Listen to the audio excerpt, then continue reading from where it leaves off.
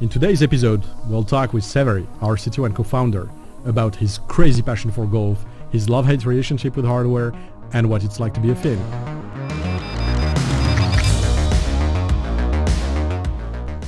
Hey Severi, what's up? Hello, Mehdi. How are you doing today? Normal. Normal. Yeah, it was shining outside and now it's snowing, so I don't know how to feel. Well, it's confusing, I have to say, Finland in winter. So you're the first Finn that we get on this podcast, actually. Yeah, it's very rare. Yeah, it's very rare here because you are all in the same room and we never see you. It's yeah, we like our space. Yeah, exactly. So I'll try to do my best to be as concise as possible, super efficient, and I will not invade your personal space. I will keep my hand like just right there, so everything should go smoothly. So before getting into your job as a CTO, there is something that defines you as a human being, something very important to you. Okay. It's not your wife, it's your passion for golf. Mm-hmm. So can you tell us more about how you ended up playing golf? Because you're so young, so it's kind of weird that you're already so deep into this sport. Yeah, I guess so. So I think I started playing like around 16 years old, 14 years old, somewhere there. And actually it was when my stepfather kind of introduced the game to the family when he moved to live with us. So then the whole family started to play. So before that I was hardcore ice hockey fan and player, but then it slowly moved to golf. Wow, the influence was extreme here. Yeah, it's a nice family activity. So yeah, and I think the thing that I like about the game is that you can constantly evolve in the game and develop yourself, and then you can play it under kind of you die. So it's not like ice hockey that you become old and you cannot play anymore. So. Yeah, it's true. With golf, you're safe until you're 80-year-old, so you can play forever. It's yeah. Can we say that it's a sport, actually? Yeah, I think so. In the US, you usually use the golf cart and drink beer while you play. But I guess in Finland it's mostly walking, so you walk like 10 kilometers. And I usually carry my own bag as a backpack, like. Yeah. So you get exhausted in the first rounds of the year. Then it's like hiking. Yeah, it's like hiking. Yeah, there are some courses that are really in a kind of hilly, like rough terrain. So. Yeah. I heard your brother has emptied his swimming pool to create a golf practice area. Is it true? Yes. So they bought the big house and they had some extra space in the old swimming pool area. So they built a golf simulator. Wow. You need to do it in Finland. Yeah. You cannot play in the winters.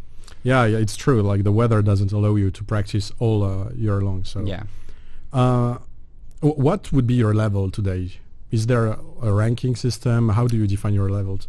Yeah, I mean there is a handicap system that it makes gives you strokes that you can play with the other guys on different levels. I would say I'm decent, but not anyhow super good. That's a very Finnish answer. No, but I'm getting there. Yeah. Have been improving a lot. Yeah. You lived in China also for a few years, if I remember, like a couple years or something like that. So let's say I was involved with Chinese like business and such for 2 years. I only lived there for one spring. Yeah. So my colleague Elias, who you also know, so he lived there more like 1-2 years, and he already had previous experience there, like living during his studies there. Yeah. But yeah, we lived together in Shanghai, doing our startup with the Chinese and Finnish kind of cooperation with universities. So. Yeah, and what was the startup? What were you doing at the time? So it was kind of mixture of IoT and interior design. So we kind of developed a concept of personal space. So it's for Chinese and Finnish. You need your personal space. Yeah. So yeah, we had a kind of capsule that you could go to relax or work in. Yeah. It was a bit more, let's say, futuristic than like normal furniture. So you were actually building a big capsule for people to just go inside and relax and yeah.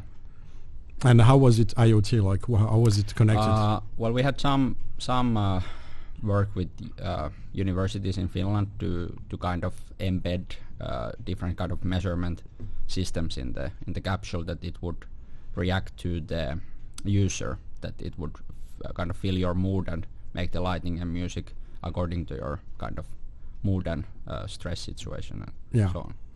So for you, would it be some kind of red light and metal music, or I guess classical music and or nature sounds and yeah, blue light to keep away? Yeah. No. So you were doing a hardware startup, and I guess that was not easy. And it's never easy. What are the kind of issues that you find in hardware startups, like that come up most of the time and make you super stressed and anxious and so on? Yeah. What are the issues the most common? Well, it's always the kind of the stress of failing. Like if you do a small mistake in some design and order those samples and then they don't work, you need to go over the process again. So you know, software you can always get working by hacking it or making small changes, but hardware is a bit more hard. Yeah. Yeah. And I guess the delivery times. Yeah. And things like that. Yeah, many things you cannot manufacture yourself. Of course, nowadays with 3D printers and PCB kind of prototyping facilities, you can do it, but it's still harder than software.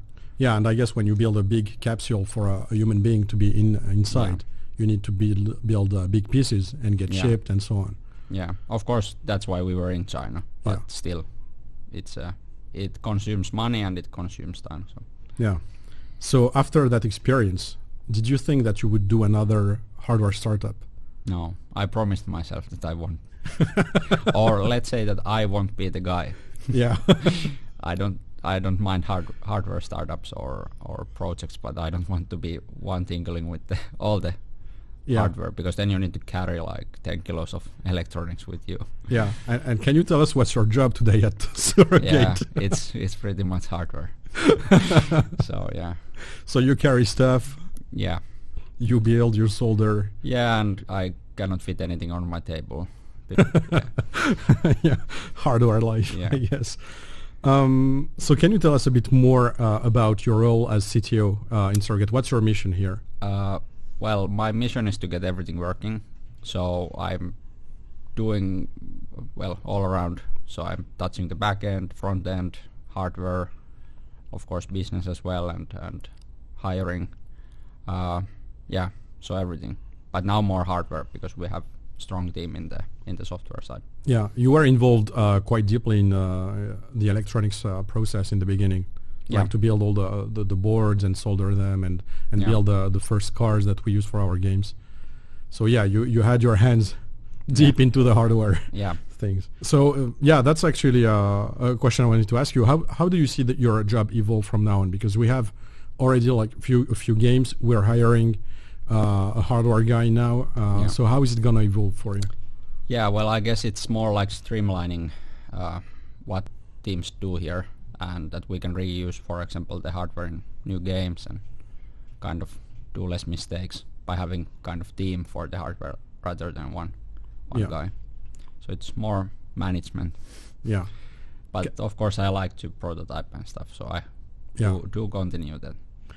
Can you tell us a bit about logistics? Because it doesn't sound like it's a big topic for a startup. We're still young, but it's actually something that needs to be solved when we have all these electronics everywhere and batteries and so on. Yeah. So how do you see this logistic approach being handled? Well, I have to say it's much easier than like 5 years ago. So if we are lucky, we can find something on Amazon with Prime delivery in 2 days from Germany, which is great. If you order anything from Finland, it's a week or two if you get the stuff. So yeah, we order a lot from Germany if we can, with some DHL or FedEx. But yeah, then a lot of stuff comes from China, especially more kind of special parts and specific toys and electronics and robots. And then the PCBs we order usually from China. Yeah. And of course there are some delays and customs and stuff to handle. Yeah. Yeah. And some situations with the coronavirus, for example, when you see all the factories that cannot deliver anymore from China. So that's the kind of things you cannot expect when you start working on a new game, for example. Yeah, exactly. 2 weeks ago I was laughing to the team that, hey, coronavirus didn't affect us and now our BCBs are stuck in China. So you never know what's going to happen. Yeah, I guess they come, but yeah, it shut down all the factories basically. Yeah. And 3 months ago, we had the post service that went on a strike for a couple of weeks in Finland. Yeah, exactly. So that's the kind of thing that happened all the time in the hardware business, and yeah. So tough year. Do you think we should have more stocks, for example? Do you think or for any hardware startup, do you think it's a good idea? Because at the same time, as a startup, your resources are limited in terms of cash, so you cannot afford to have too many batteries or Arduinos, Raspberry Pi, and so on piled up somewhere waiting to be used at some point. So how do you see managing this, the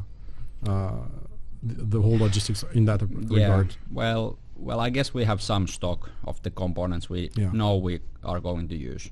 Yeah. And luckily the batteries we have chosen German manufacturer, for example. But yeah, we haven't yet streamlined the hardware so much that we could have stock. We always try something new at this point. So it's a bit hard to prepare for any kind of. But of course we are in a spot that we can, if we cannot get something, we choose something else and go with that. Yeah. So. About your work before Surrogate, so you were at Tuxera, where you met the other co-founders. What was your job at Tuxera? What did you do there? Well, I did mostly technical sales. So we had the complex Linux products like kernel modules and such. Yeah. So the customer needs some explaining what they do and why they are better than the open source. Yeah, because again, it's a file system company, Tuxera. Yeah.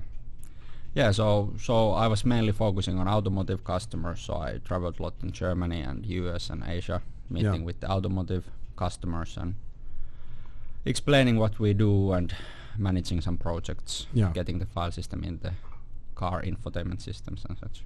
Yeah, and what would you say is your greatest achievement at Tuxera? Is there a deal that you're really proud of? Yeah, we got the new products into one of the big 3 German OEMs, new models, so it was a huge for the company, so I was involved from the beginning there. Yeah, and then you were a kind of hero in the company and you left to start Surrogate. Yeah, well, that's life, you know, it's time to move on.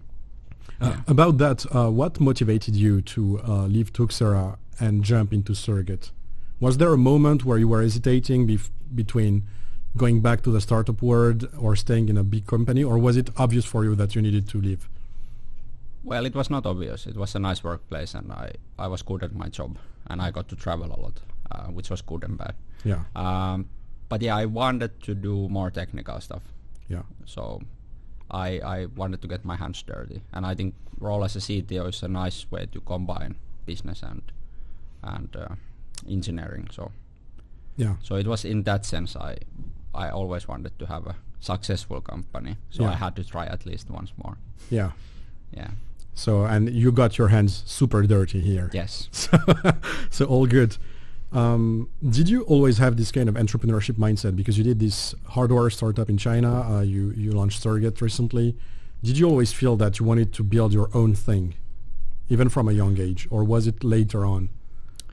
Yes and no. We had when I was like 10, 12 years old, we had a course to make your own business in school. We actually made products and sold them on the market. Okay. And some of my friends did some digital TV installation service, which got actually successful. So they did as main job. So they left school at 12-year-old and started their business. But they did on the side and made good money. So but yeah, that's super young. Yeah. Wow. So there is a network in Finland that does that for all ages in the school system. So yeah, I was involved in that. So I guess there always has been some kind of motivation to have my own business, or at least build my own things from the scratch. Yeah. And how did your parents react when you said you wanted to do your own company, or when you left Tuxera, for example, because you had a very good position and you went into doing something from scratch again? Well, they always ask when investors, fund your company that do you need to pay it back? Is this dangerous? Yes. Yeah. So I have to explain that this is how the world and business works, and you get investment, and there is a risk involved, and you try to make best of it. So, but yeah, I did get, of course, my better half had something to say that you really want to go to the stress and lower salary and this and that. But yeah, I think it's worth it. Yeah. Yeah. This so a question about your dream game at Surrogate, because we do also, of course, it's risky and so on, but at the same time we get to play with toys every day. We have robots everywhere. We invent new things all the time, so it's super exciting. And is there in the center of all of that, is there a dream game that you would love to see happen in the company? I do. I think some kind of shooting game, but probably even a stationary one. If you think of carnivals or any kind of where you need to kind of shoot targets that appear on your screen and such. Yeah. So some kind of reaction-based game that has some kind of physics, of course, because it's a real game involved in shooting, maybe catapults or something. That would be a cool thing to do. A catapult, like a full-size catapult. That would be pretty sweet. Yeah. Or but something like that. Yeah. That you need to use your kind of Angry Birds / Counter-Strike mixture. Yeah. Yeah, actually, that would be pretty nice to do a Rovio themed game with a catapult and trying to destroy stuff in real life. Yeah. So no gun. You don't want an actual gun on a turret that you control over the internet. That could work as well. But you just want to shoot stuff in the end. Yeah, no. Like in golf, you just shoot all the time. But I think something like cannon or catapult would give your like more from the physics side of things. Yeah, it's true. Yeah, the physics side would be interesting. Even in real life, and if the weather changes, you have wind, you have actual wind outside and so on. So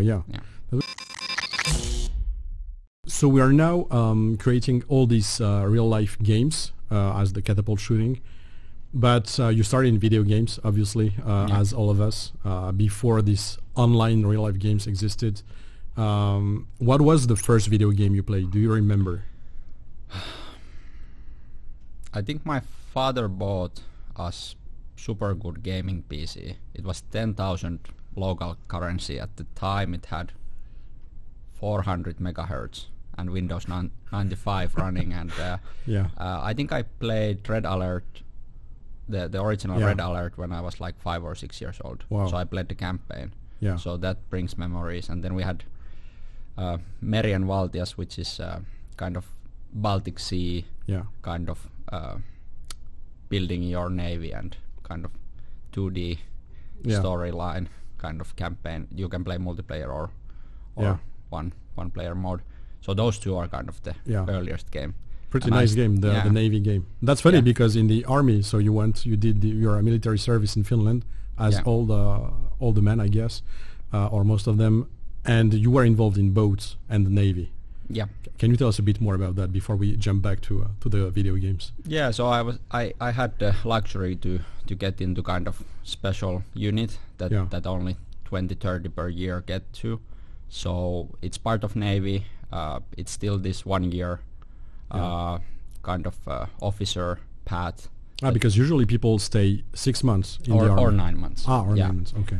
But this was kind of special forces, so we had these really fast boats that fit like 15 to 20 people, and you can actually drive those kind of to the coast, that you can hit the ground with them. Wow, and open the doors and the guys run out. So we were actually navigating those boats and maintaining them and doing all that stuff.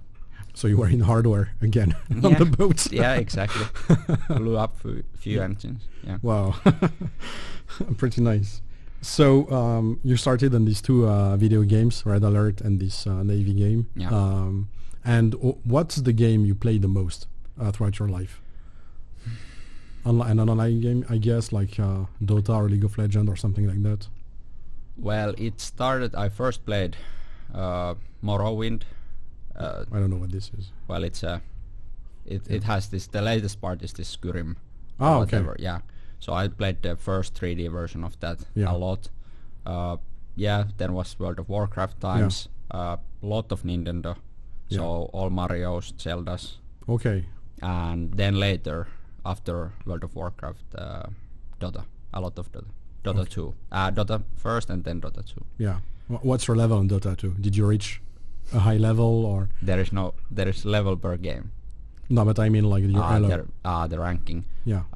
No, I am the mid-cast guy. I never played that much. Okay. But I usually play with friends. Yeah. I rather play with full team than full people with kind of random guys. So. Yeah. There are super strong players, Dota 2 players in Finland or from Finland.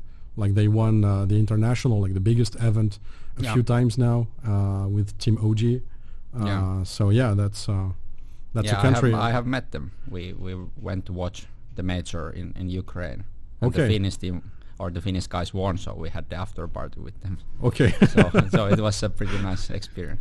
Do you have an anecdote about this party? Well, I have pictures. That I guess we cannot show. Yeah, we can.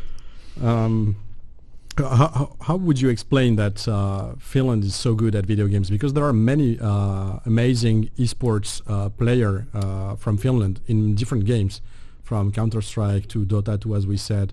On StarCraft 2, the best player in the world is Finnish also. Yeah. So what makes Finnish players so good, in your opinion? Well, I think it's the fact that everybody has a PC or money for PC and good internet connection. Then when you're at school, you don't have to work, kind of, because if you're kind of in university, you have some kind of government benefit meant for studying. But of course, so the government pays you actually when you're in university. Well, they pay for the living and some mandatory stuff, but kind of you have the spare time then to play, to practice hard. I guess the last thing is the dark winter and the weather. You don't want to go outside always, so then you play. So for the almost 6 months of winter, you just have video games. Yeah, basically. pretty much. Okay. You traveled quite a lot, as you said, with your previous job at Tuxera. Is there a country that you really liked and where you would like to live later, or I don't know? Well, I do love China. Yeah. Like in general, the food is so good. The culture is weird, but somehow fitting. But yeah, I wouldn't live there because of the pollution. It's just a fact. You cannot do sports outdoors and such. Then Thailand, really great place to play golf. Of course. But then I have to say, like, US, California and Florida, that are kind of good all around the year weather for golf or outdoors. Golf. Did so I say golf? Yeah. So you really structure your life around golf. I guess the main thing is that I just like sun. I don't like darkness. So you can see it in my mood. Yeah. So I would rather spend time in a place that has sun. It doesn't need to be warm, but just sun. Just sun. Yeah. Yeah. So you were at university at Aalto, like most of the guys. I guess everyone actually, almost, like, except 1 or 2%. Yeah. But Yeah. what did you study there? So Aalto is next to here. Actually, it's like maybe a 5-minute drive from our office. Yeah. So I was in the School of Electrical Engineering. I did my master's in kind of power electronics. Yeah. So not touching any of the small PCBs or such. More like hundreds of kilowatts of power. Yeah. So mainly embedded coding and systems, and then AC and DC motor design and the control, kind of the magnetic fields and all that stuff related. Yeah, pretty nice. So again, super hardware involved. Yeah. There's so you talked a lot about golf. I did too, but that's funny here. We always make jokes because you're so involved in your passion outside of work. But there are you have also other hobbies, I guess. And you told me once that you went a few times ice fishing with your father, and he's super hardcore.